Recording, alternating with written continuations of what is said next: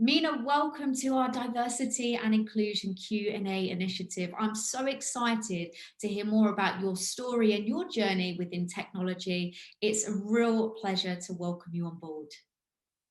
Thank you very much, Ellie. I'm equally excited to share my story with you. I would love to kick things off if you could please share a little bit more about what it is that you do and also what a typical day as a CTO is like for you. I work at the Paradox Interactive. I'm a Chief Technology Officer there. Just a short description about my company and what we do. We develop video games, but they're a little bit special type because they're strategic games which require a lot of thinking, strategic way of thinking, and they are placed in different places connected to historical events. So it's really nice because I think we are a little bit unique on the market. We found our market niche by developing such historical strategic games. Being a Chief Technology Officer, I think that word is technology is a little bit misleading because it's not only technology that is my responsibility, but also software development life cycle. Although we develop games, underlying is a software that we develop. So Paradox is organized like that we have several different game studios which are developing games, but under my umbrella is the whole platform department. So all games are using our publishing platform and also special player services that are the same for all games. And in that way, we build the ecosystem around the games and engage players. And also I'm happy to say I have a data engineering department. So everything regards data is also under my umbrella. If I can say what is my everyday, how it looks like, I feel that my responsibility and way of working is like being a helicopter pilot. You know, I work both strategically to take a look at the big picture, overall high level, but also be able to go quickly into details when you see that some department is having some problems. So, of course, it's usual one-to-ones with my managers, follow up on the things, setting the outcomes, strategic directions. But also, if we continue with that metaphor being a helicopter pilot, I can say that also when I have some extra time, apart from flying vertically, I'm exploring new areas, you know, flying horizontally, because I think it's so important to learn about what other departments are doing. Although sometimes at the first sight you think, oh, it doesn't have to do anything with my technology stuff. But I think first when you learn things, you see those connections and possibilities for some new initiatives. What do you enjoy the most about your current position? It's a difficult question because I enjoy several parts. But if I put like that when you are leading software development, and I'm emphasizing technology is just a part of that software development process, there are three important areas. It's, of course, technology, but it's also leadership and business, that you understand what creates value on the business market. And I can say that I enjoy the most being in these intersections between these domains, like how business and technology overlap, how I should prepare technology in order to deliver the biggest business value, also intersections between technology and leadership, how you lead technology teams, and also, so maybe being in these intersections is what I enjoy the most. I know you've been at Paradox for, I believe, is it a year and a half now? Yes, exactly, 1.5 years, yes. What would you say is your proudest moment so far in the business? There are many, of course. Every time when my teams achieve something, a good game release, I'm so happy because it's something good that we did. But I would like to emphasize two things that happened that I'm extremely proud of. One is related to this pandemic and the COVID-19 times, ability that we changed our way of working during the night, because I'm also responsible for our IT team. It's also under my umbrella. So when we decided to switch to working from home, we could send all employees and send all equipment within 48 hours. Wow. So it was really within 2 days. So I'm so proud how both employees were adaptable to change, but also how we from IT perspective and office perspective could provide all necessary things to switch from working from home. And since I'm an agile person, I would say it's one of the most important capabilities to be adaptable to change, especially when such unpredictable happens as it happened with the COVID. So it's one thing. The second thing, I would say that I managed to change the mindset regarding leadership within my departments. And, it's not something that you just say, oh, leadership should be done in this way and so on. It's a much longer process. And I think the best thing is when you don't just present how it should be done, but you send those questions to, people, which trigger their thoughts. And then afterwards, they present the new ideas as they were their ideas and say, oh, maybe we should work in this way. And for me, it's such achievement because then I know that they really understood, why we should change, in this case, approach to the leadership mindset. Amazing. I know that you come from a very strong technical background as well. You've had a really inspirational journey. How would you actually define your technical expertise? That's true. I started as a software developer. I worked for many, many years as a developer and the architect who coded. So my code, now I have more than 20 years of experience of software development. And for 16 years, I was developing and writing some code. Before I joined Paradox, I was a little bit in the gaming industry, but my biggest part of career, I was spending in financial industry, developing trading systems. So there were high performance transaction-based systems. And also there are a lot of similarity in the game business also, similar type of the systems from that software architecture perspective. It's interesting. So most part of my career, since those high performance systems, usually they're written in C++. So although I coded in many different languages, the biggest part of my career, I coded in C++ and C#. You said you transitioned almost from financial to gaming. Was there anything in particular that inspired you to head towards gaming? Yes, I could say it wasn't something that I was directly striving for, but when I got an opportunity, then I will tell you, in fact, my story, how I realized that I'm going to enjoy there a lot. Yeah. One of my biggest passion in life is also history. And I was thinking when you work in financial industry, it's only technology, pure technology. Of course, you create some value for the customers, but there are not so much of design, UX, graphic, It's much more just technology. Here at Paradox, I can combine those two passions for technology and history and also art. So I feel that not only myself, but all people who are working in video games industry and with the technology, we are kind of Leonardo da Vinci. You have to be a technical innovator, but also you have to have understand for art and in our case also history. So that's why I really enjoy this industry very, very much. Yeah, that's so cool to hear that you can combine your passions. I think when you find a job where you truly are happy and getting that fulfillment, you're winning. You're just winning at life. So that's really refreshing to hear. And starting as software developer, how was your journey to becoming a manager and now CTO? Yes, it's interesting because for a long time, I was sitting on that deep technology path.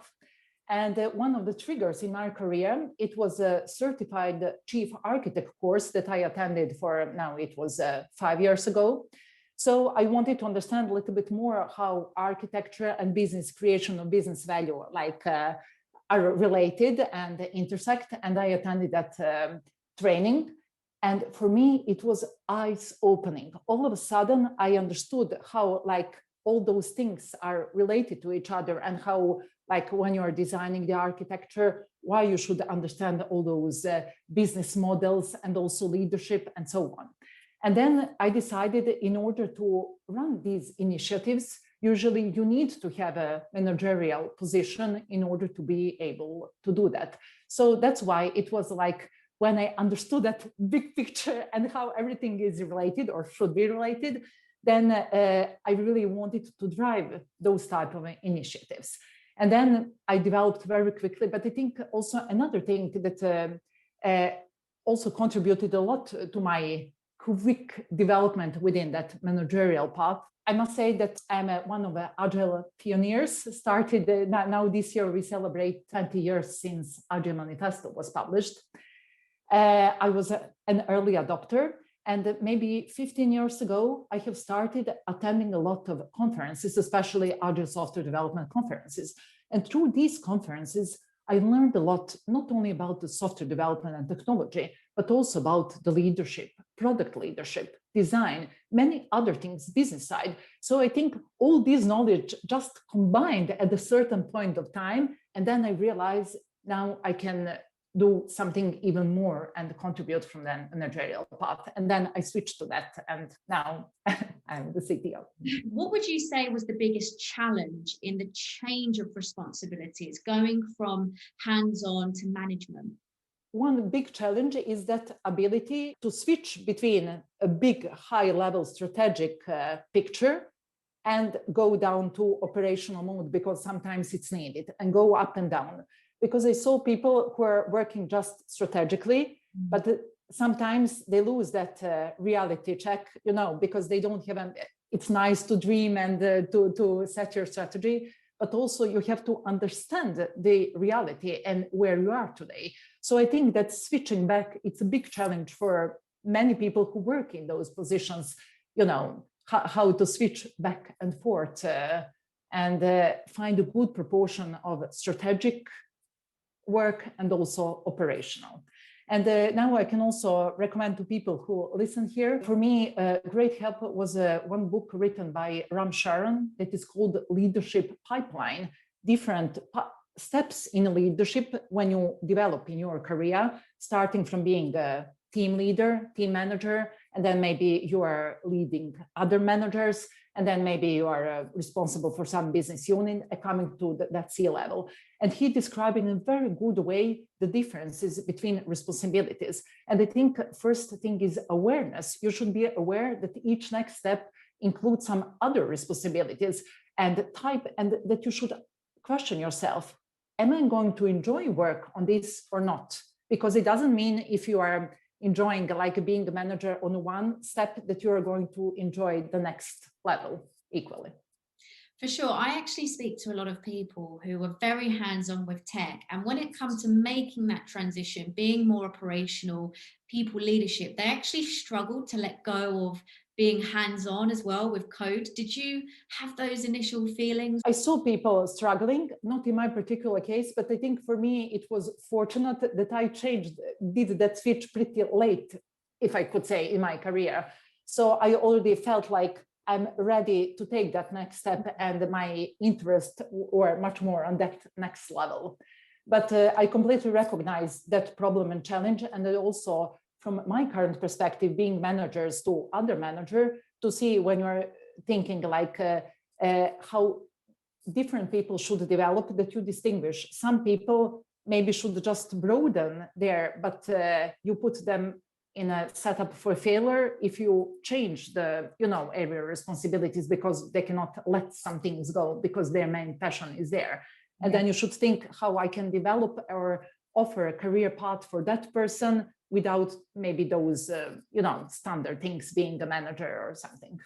Of course, I think it's all about tailoring. Everyone is different. Everyone has a different approach. It's nice to hear that it was almost a natural transition for you. And like we say, the rest is history.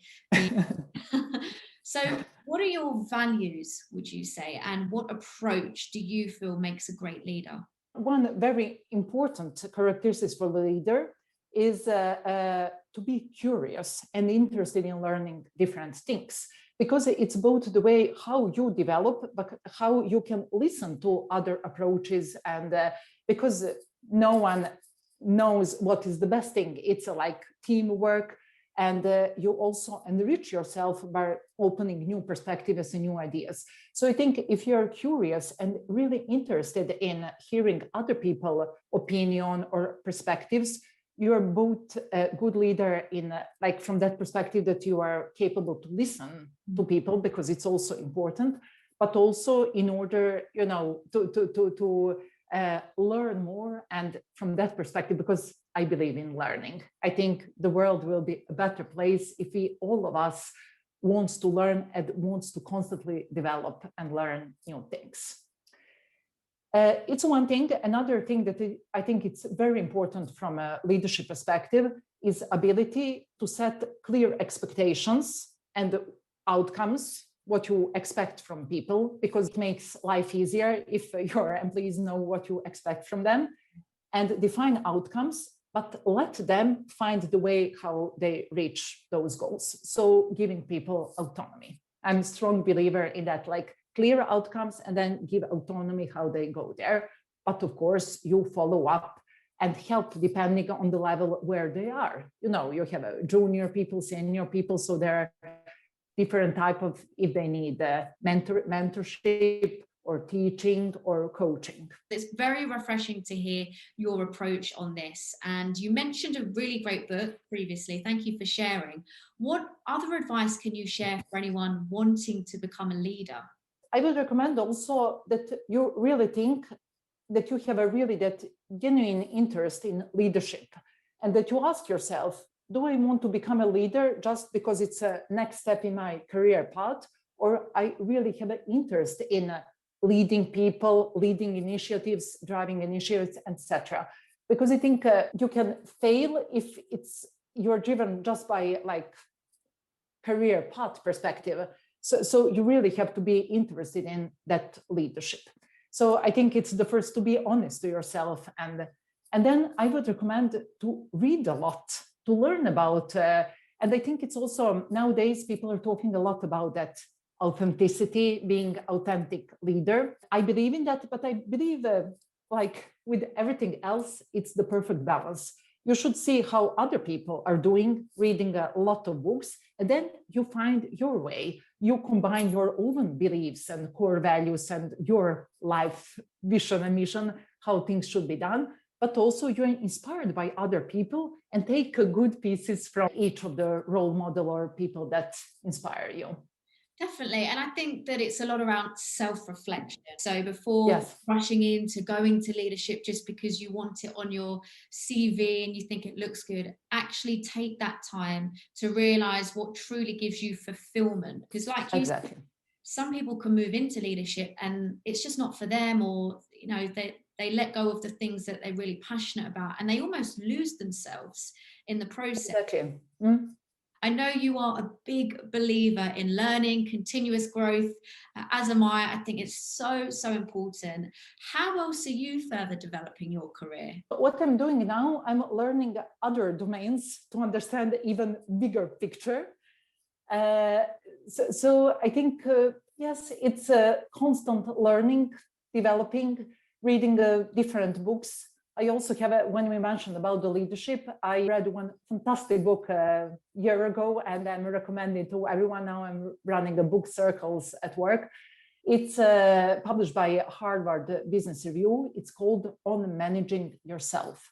And it's a great leadership book, not only about how leading yourself, but which capabilities you should develop in yourself in order to be a good leader for others. So I can really recommend reading that book. So because I think the first step is you understand those basic things, how you lead others, but also you have to work with yourself in order to be a good leader. Is there anything in particular you'd like to really learn this year as well? Yes, I have my private list is to learn more about financial acumen. Since I'm coming, like I studied electrical engineering, so it's technology. I learned a lot about the business side, you know, but I never attended any courses from economy. So I would like to feel, I know some things that it's needed for my everyday work, but I would like to learn more that area also, because it feels like it's something that I don't know very well. You've shared some really great books. Are there any other specific talks or podcasts, courses that you can recommend that have really been a game changer for your personal and career development? I can mention one book that was really game changer, both professionally and privately. It's Blue Ocean Strategy. It's a book on business model innovation written by two professors from INSEAD Institute in France, René Monborn and Chan Kim. Blue ocean is a metaphor for market niche. So they describe different ways how you can find and create your market niche to discover something new. But I really like the concept, although like many companies want to find the market niche, but their approach is a little bit different compared to other people. They're saying instead, usually you think if I should do something, I have to be the best one, to be better than my competitors. Yeah. But they have a little bit shift in the mindset. Maybe I can do something completely else, something new that no one else did before myself. And then I'm automatically the best one because I'm the first one. So I think that mindset, it's very applicable both in business, but also in private life. How you can find those solutions that are a little bit different than all other people are doing. So I think it's applicable both in business and in private life. So I can really recommend reading because you get inspired of that little bit different mindset, how they approach things. Again, a great recommendation. Thank you so much, Mina. So we highly recommend everyone checking out that book, Game Changer. We want to hear your feedback on it as well. So let us know when you've read it. If you look back at your career when you first started, did you always know that you wanted to work in technology, that was what you wanted to do? Not exactly, but I must say I grew up in Serbia, former Yugoslavia. So I grew up in a family. My mother was an engineer and my father is a mathematician. So I was always directed to mathematics and physics, and I was good at that. So for me, I knew that it's going to be something related to mathematics and physics. But I think although I grew up in that combination of mindset, theoretical from my father mathematician perspective, and my mother who was really true engineer in the private life also. And I have chosen that being an engineer is something that really suits me. Problem solving ability, analytic ability. So, and then technology came naturally. But I'm not among those that started coding at 9 years old. My first program was written at the end of gymnasium. So I was like almost 19 when I did my first coding, but then I discovered technology is beautiful. So it was the way how it went. That's amazing to hear. What would you say was that light bulb moment, the moment when you did feel that, okay, I want a career in this? When I started, or when I was supposed to choose my studies, already during the gymnasium, we had some programming courses, and I discovered it's so fulfilling. It's like you're solving problems all the time.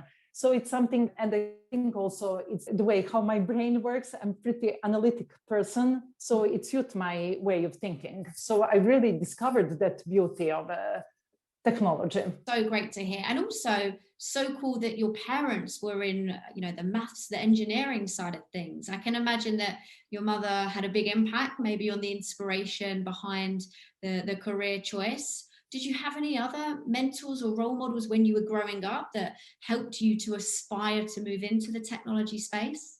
Yes, you are completely right. From my mother perspective, I never thought about that because I thought it's natural to have a mother who is an engineer. And also, as I mentioned, in Serbia or former Yugoslavia, we had a lot of women engineers. So maybe it was a little bit easier to accept that it's normal. But of course, when I reflect back, I think first my mother was such a great role model because she showed to me that a woman engineer can be very happy and it's something that really can suit a woman. I must say that, of course, I followed, I'm not thinking much more, when I take a look at people who inspire me, I don't think I don't categorize them if it is a woman or a man. I'm much more, I was raised in such environment to be inspired by people who did things differently. So my parents always presented like, oh, that person did things, introduces something new. But of course, it was mentioned a lot of female role models. I can start with the history. And a female pharaoh in ancient Egypt, Hatshepsut, she was the only one female pharaoh who managed with that and stayed a long time. We had only, or they had only male pharaohs during that time. So my mother always pointed out she introduced something new. I was thinking also about Marie Curie, at that time with the nuclear and that period between the First and Second World War, it was a lot of things that was a lot of scientists working together. There were also some women, but unfortunately, many of them had to sacrifice their career because of children. Marie Curie had 2 daughters, but she fixed the babysitter so she could work and got even Nobel Prize. So she was the first one who introduced a new concept that the woman does not have to sit at home and sacrifice her career. So I think I'm pretty inspired by all people who did things in a different way, didn't just follow what is the standard. You should do it like that and just accepted that. Yeah. So from that perspective, I'm inspired by many people and of course, especially female role models. Yeah, that's so cool to hear that you were brought up to aspire to be like these powerful female role models as well. I think that is really important. And also something that can have a big impact on anyone's career is, of course, having a mentor, having someone that you can look up to and you can aspire to be, especially if maybe you were in a family that didn't necessarily grow up around technology, engineering, mathematics. So what advice can you share for someone when it comes to finding a mentor? Create a good network, find the people who inspire you. And I can really encourage people. Many people say, some person, she's very famous, she will never respond to me. It's not true. I managed to contact many worldwide famous people, and they responded that they wanted to have a good discussion, a chat with me. So dare to do that, because it's not that all people are just busy. Also, those inspirational people, they want to help other people. It's a part of their core values and beliefs. So I think don't be afraid if you meet someone inspirational at the conference or just see on the social networks, contact, ask to have just a chat. Now it's so easy with all those video calls. You can just book time and start talking about, things that you're interested in. Have the confidence to go for it and ask. Don't hold yourself back, because having a mentor can be extremely valuable for your career development. Completely agree with you. So as a hiring manager, what are your top tips for making your profile stand out in what is a very crowded job market? So outside of just the CV, the cover letter, what can people be doing that would capture your attention? I can answer, but only from my perspective. So maybe it's different. I cannot say the general rule or recommendation. But what usually captures my attention, if you write some hobby or some area of interest that is a little bit different, that is not only standard, So I think please be open and write about your passions or other interests in life. Don't stick just to the business, and your profession. Of course, you take a look at that. But usually I read those things that are a little bit different. I can say it helped me even in my case for getting a job at Paradox. I'm very passionate about Latin language. I believe that all people should study Latin also, because it's an important part, especially for European culture. And at my first interview, the person who interviewed me saw that I wrote that with the small letters in my CV. And then we started, because also it's an important part of our historical games. We have some games that are happening in Roman Imperia. And, and then we find those, passion and connections. So I think it's really important. I usually read also those hobbies, and they can be different. Maybe they're different in myself, but then you show that you have some other interests and passions in life. And for me, it's important, because it's important that you have also some other private interests than only work. Thanks for the tip. That's very cool. And also, I want to talk to you about preparing for technical interviews and interviews in general. Are there any techniques that you can share for overcoming, number one, the nerves, because of course it can be a little bit daunting, and just for preparing, really? Usually when I interview, For me, it's important not to capture exactly the technologies and if you are like the best programmer in the world. Much more, I would like to capture the way of thinking, problem solving. Because maybe today you use one set of technology, one technical stack, maybe we will move to some another. So from my perspective, it's much more that problem solving ability, the way how you think, how you approach the problem. And also, I would add now I'm using, it's not only technical interview, but I like to interview for grit, to see how you are like persistence to solve the problem. If you are giving up quickly, easily, or you're staying and you really want to finish the initiative or, you know, to complete things. So for me, it's even more important than pure technical skills.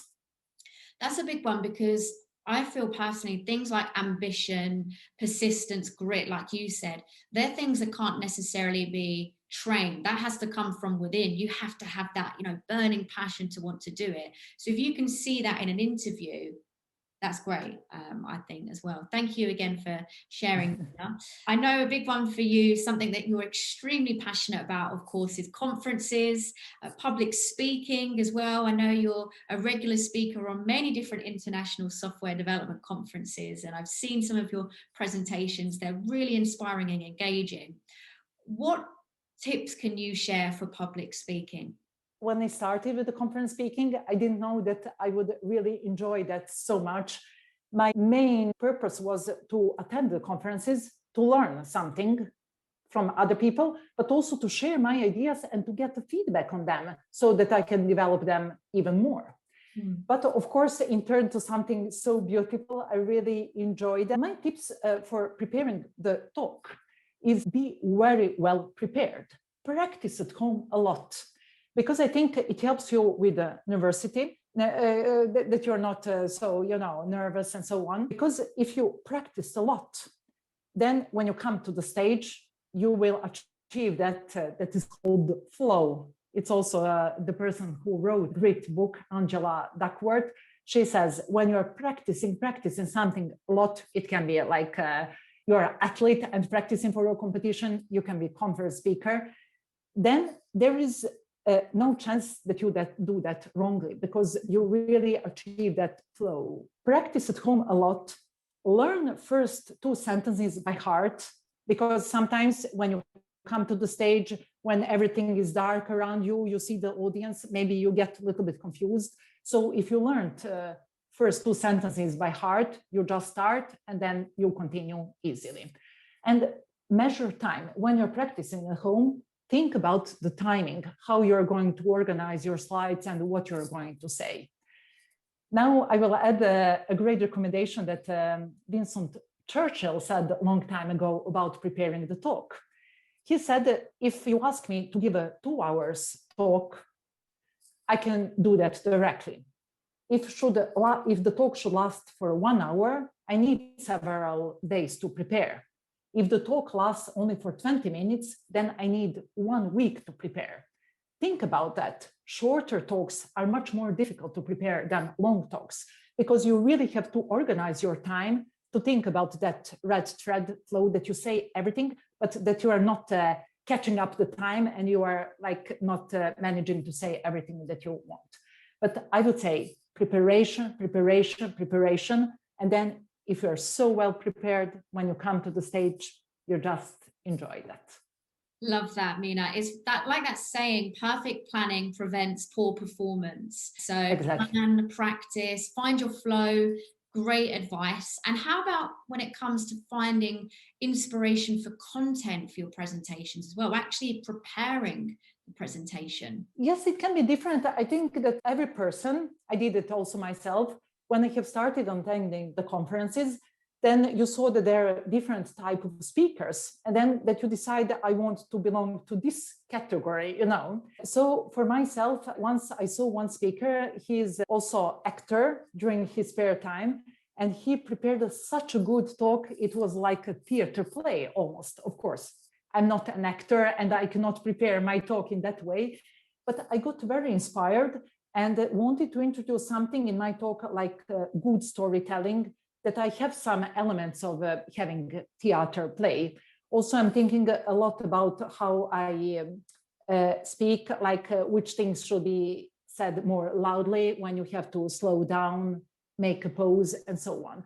So I think first find your category for your, where do you belong as a speaker, and try to find the people who inspire you, who are doing things in the way, watch their talks, and use these elements to spice your talks. Amazing, amazing. And I know for you, attending these conferences and events has been a great way for you to build your network, which in turn has really helped with finding mentors and role models. How important is it for people to be proactive in networking at these kind of conferences and events?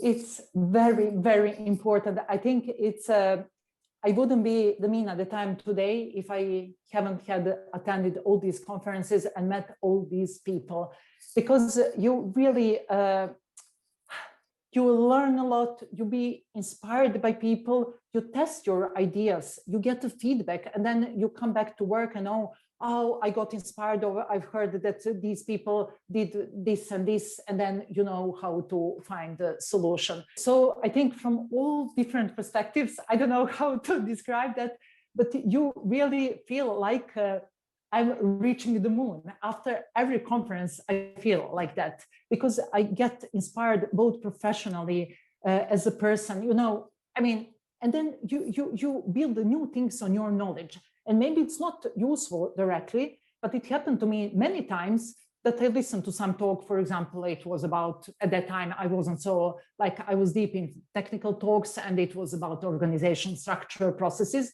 But 2 years later, when I needed to apply that, then you say, oh, there is one talk, let's check the video. And then so everything comes in your brain that you can use afterwards.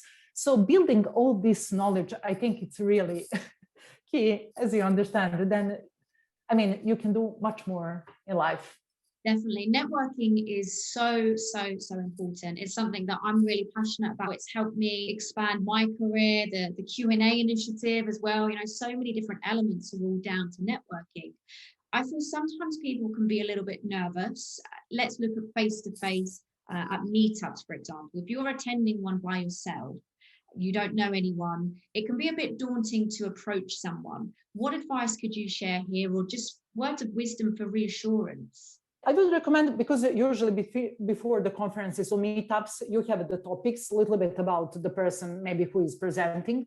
Prepare questions in advance, because it's much easier to start conversation if you have a concrete question to ask, and then conversation will happen. Or maybe prepare questions for other people, the audience, someone who is sitting next to you. Oh, have you heard what the speaker said? How did you have the similar problem at work, and so on. But I think if you think a little bit in advance, now we are coming back to that preparation. I think it's the golden thing, that you think in advance what you should say, or I mean, what you should ask, and then it's going to be much easier. So it's all around preparation again, and having questions. Yeah, what a great icebreaker. For you as well, something that I really want to talk about, because again, now more than ever, so important, it's work-life balance. How important is this for you, and has it been for your career? Yes, I have to say my private life is very important for me, my family. I have a husband and 3 children. So as we used to say, you know, in agile world, from the leadership perspective, you are applying that inclusive leadership, that you include all people, that you are not just a manager who decides, but you include the whole team.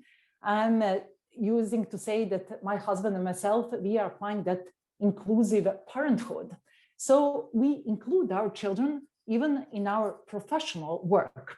Everything started with bringing them to the conferences, but then it developed to something so beautiful and nice that they really understand that, like, things that we are facing with at work. I know when we started with that conference speaking or bringing the kids to the conferences, from the beginning, it was just a babysitting issue. Marie Curie solved in one way, we solved in another way. Children were really small, and it was difficult to find a babysitter, you know, to leave them at home and to travel abroad. But it wasn't any issue. They were welcome all over the place. We found a way how we could take the turns, who is attending like a part of the day and another is taking care about the kids. But then it developed to something very beautiful. Children got so inspired by conferences, other people. So they wanted also to take part in our talks. Not only like that, they met other inspiring people there. As I said, it's not only talking about the profession, it's talking about everything, your interest in lives. So we really feel that we enriched them by giving them a chance to meet all these nice people. Then I read in this nice book that I recommended on managing yourself. In fact, it's one example of something that is called total leadership. So the total leadership is a concept how you can do things that you can bring together your work, your private life, you develop yourself, and you bring something to the community. Mm-hmm. So I think by those conference speaking with children, we did all those 4 domains. We enriched our family life. We developed professionally because we could attend a lot of conferences because we didn't have to leave children at home. Otherwise, you don't want to travel a lot. We brought a lot of things to that Agile community by presenting our talks. And also we learned a lot that we could apply at work. And I really recommend doing those type of things because you really, and you develop in all those domains that are important. So I really recommend that the total leadership concept, when you have not only private life, when you have other hobbies, that you find those solutions, how you can combine them instead of just focusing, oh, it's work or it's my like passion or my like what I'm doing during my free time. I must add also from the children perspective, we got many comments, why do you bring all your problems at home, like professional work, and present to children? But I'm thinking we don't share the problems, we share nice solutions. So we help them to think about that, how you can solve the problem and develop that problem solving and analytic capabilities. So I think it was valuable for the whole family and for ourselves also professionally. Oh yeah, I think that's absolutely incredible that you brought them into the world that you're in as well. And do you think that any of your sons could be on track to immersing themselves in the tech world? We have 3 boys, so all of them wants to be kind of engineers in some way. So we'll see. It will stay. But they got pretty inspired. And I think it's also, we don't want, of course, you don't want to force children, to do something. But I think it's nice if you found by yourself, as I did and my husband, we really like that technology world, to share that beauty with them. Mm. And of course, we will see if they choose and how they choose that. But I think it's an important task for us parents to share that with them. Yeah. And I can also add all those solutions, bringing kids to the conferences, of course, it required a lot of organizational capabilities. It's much easier when you're there alone, when you don't have to wake up tired children in the morning before your talk and you are nervous and so on. But I think we got such a big return of investment. So what we invested, it paid not only double, tripled. That's actually really, really inspiring that you took them along with you, especially like you said, when you've got the nerves of presenting and 101 different things to think about. That is epic, Mina. And it relates also, as I said, that when we started with that, then people told us, but no one do that. But I was thinking, okay, but we do that. What's wrong? So I think that sometimes you have to change a way of thinking. You have a problem, let's find a solution. Maybe you're not the first one. We are not the only one who are doing that, but maybe it's not the usual way of doing. But I think dare to do that. Try and see. Sometimes you try something, you see it's not worth that. Okay, you tried, you learned something, but sometimes it develops, like this example is something extraordinary and beautiful. It's been a real pleasure speaking with you, Mina. How I like to, round off part 1 of this Q&A is finding out a bit of a fun fact about you and also some hobbies that you like outside of work. one of my big passion is swimming. And it's also, I applied even there that total leadership concept. Yeah. So I applied some business strategies on my swimming competition. So, and found my blue ocean. So although I wasn't the best swimmer, I managed to get a gold medal on a Swedish national championship for master swimmers for us veterans. But I really like that you can combine some learnings from one domain and then apply for something else.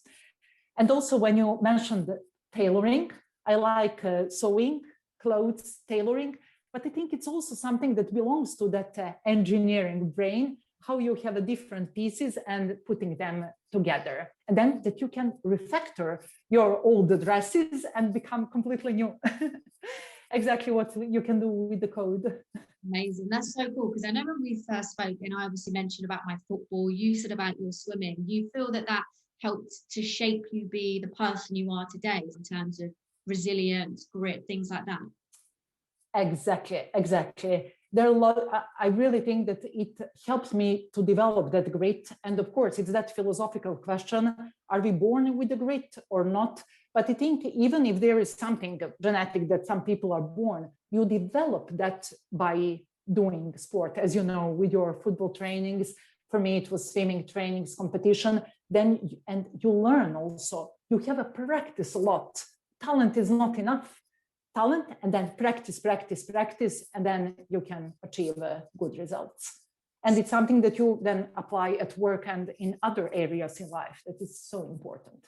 Resilience, hard work, discipline, all of these things you learn through doing sports or any hobbies or activities from a young age. I am so pleased that I had the chance to get involved in football when I did, because I wouldn't be who I am today, right? And you feel exactly. So finally, what would you say is the single greatest piece of advice that you have ever received that you take action on every single day? Very good question and difficult. Advice, I would say there is one sentence which said Seneca, Roman philosopher, long time ago. And I really believe in that, and I'm applying that almost every day. He said, it's not because things are difficult that we don't dare, but because we don't dare, things become difficult. Mm-hmm. So I would say dare doing things. You know, many times you think, oh, it's difficult, I'm not going to give a try. I think many things get difficult because you don't dare to try to test them, and then it creates dare to do things, and also related to what you say, but be ready. Maybe you're going to fail. Maybe you're not going to like that, but you're going to learn something. But usually it shows in life that when you dare doing things, you achieve or learn something new. So it's a good result anyway. It's been a real pleasure speaking with you today. I can't thank you enough for your time and hearing your story, your advice. It's so, so powerful. And I'm really looking forward to catching up next week, where we will talk more about diversity and inclusion topics, because I know that that's something that you are equally as passionate about. Exactly. Thank you very much, Ellie. I really enjoyed this conversation so much. So great questions and great conversation. Thank you for today. Thanks, Mina. You take care.